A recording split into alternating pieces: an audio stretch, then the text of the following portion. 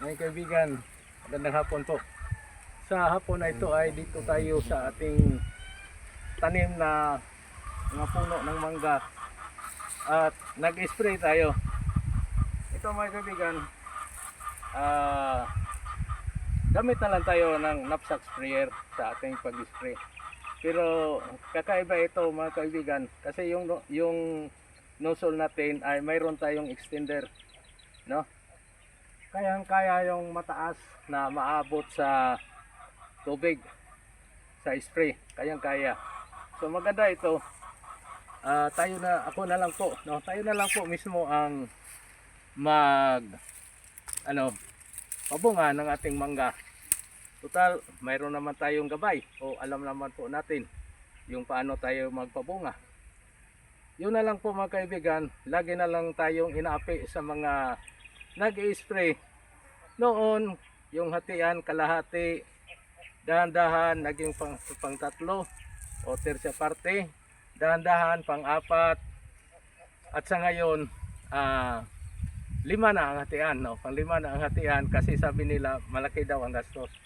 So, naapi tayo, nalulugi tayo para tayong may puno ng mangga na wala namang kaalam-alam paano magpabunga. Madali lang po mga kaibigan, marami na po tayong pagtuturo. So sa ngayon, pakita ko sa inyo na kayang-kaya po natin magpabunga. So, pagpalabas ng bulaklak, calcium nitrate yung ginamit natin.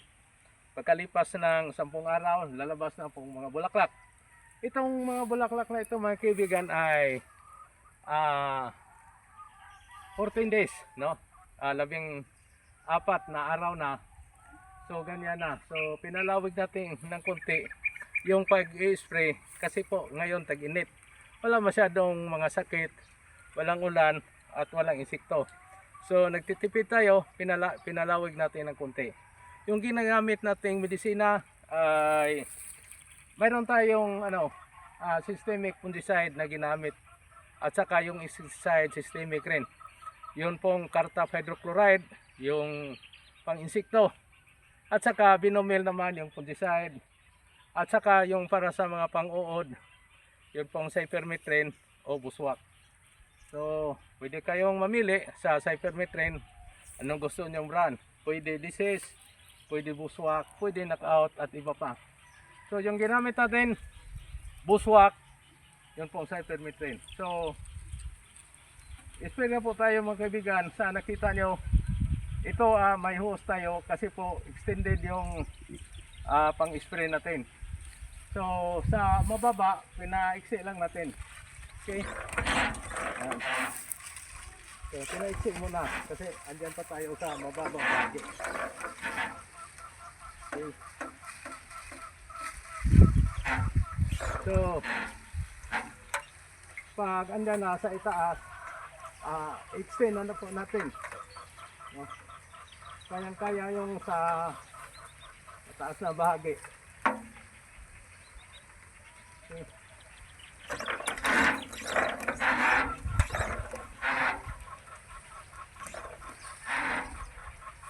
Ang kagandahan dito mga kaibigan, ihambing natin sa pawil spray ay matipid ito sa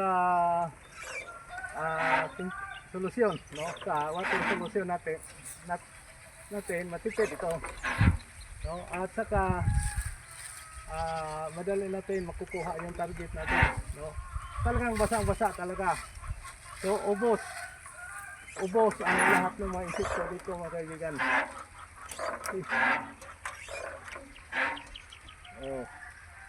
Okay. So lipat tayo ng pwesto. Papaiksiin lang natin, no? Yung control natin para huminto, ito na lang, hose na lang, no? Tutupiin lang natin. Okay, so lipat tayo ng pwesto.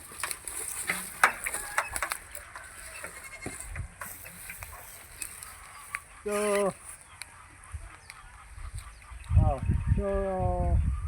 ito mga kaibigan, ito tayo sa mababa. So pinaiksi lang natin.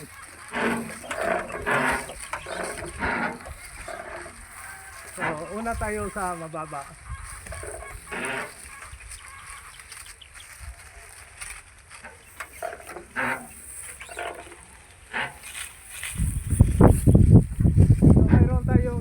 dito mga kaibigan na foliar.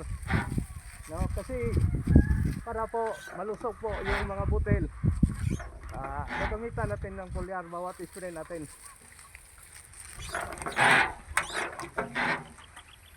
Okay. So, spray na naman tayo.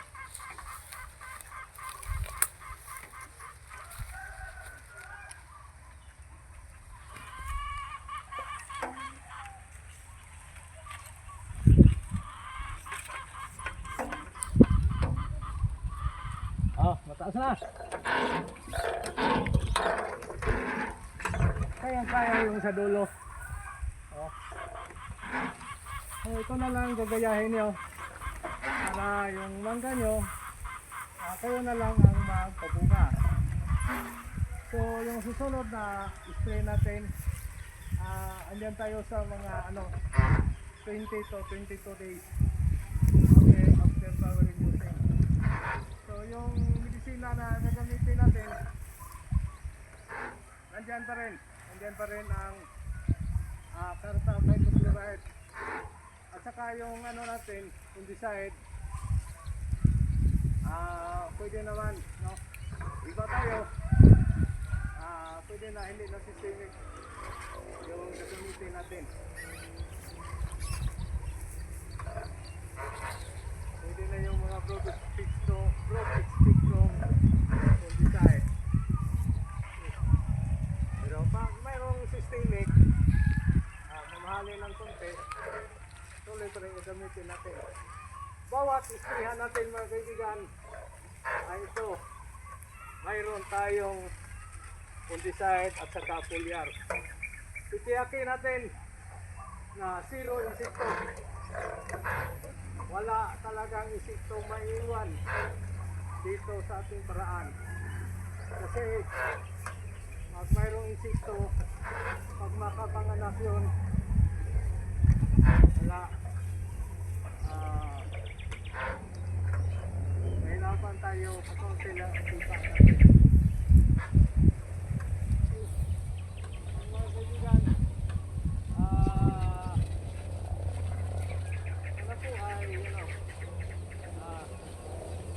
meron kayong natutunan dito sa ating pagtalakay. So binasa natin ang sodo. Binasa natin ang sodo para po walang gusto may iwan. Ay, lahat.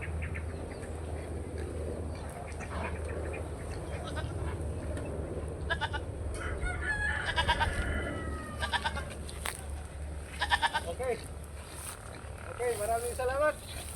No? Sa lahat na aking viewers at subscriber, lalo na sa ating mga video sa mangga, ngayon pa tayo nakabalik. No? Ito ang costume natin mga kaibigan. Meron tayong helmet kasi paminsan yung hangin bumalik sa atin, madali na po na itong i-cover sa ating mukha. No? Ito. No? So maganda yung nakabutas tayo, baka mayroon tayong maapakan na matulis diyan kasi lagi lang tayo nakaangat yung paningin natin. Okay mga kaibigan, hanggang dyan lang po. Maraming salamat at huwag niyong kalimutan mag-comment, mag-share at mag-likes para po makatulong tayo sa ating mga kabayan na mapanginabangan ang kanilang mga tinatanim na mangga. Magkaroon sila ng dagdag kita at makakain sila ng masarap na prutas galing na po sa ating pagsisikap. At huwag niyong kalimutan, dagdagan yung pagtanim ng puno ng mangga. Parang huminto na po ang mga tao. No? Huminto na po sa pagtanim. Marami tayo. No? Yung mga palayan nyo, lagyan nyo ng dekorasyon. No? Lagyan nyo ng mga puno. Madala lang yung para mayroon kayong pagkakitaan. Walang problema yon. Hindi ito makahadlang o makaantala sa ating pagtatanim ng palay. So patuloy po tayo magtatanim ng mangga para po sa sunod na henerasyon ay mayroon po silang makakain na mga bunga, mga prutas na mangga. Maraming salamat! Masayang hapon sa inyong lahat.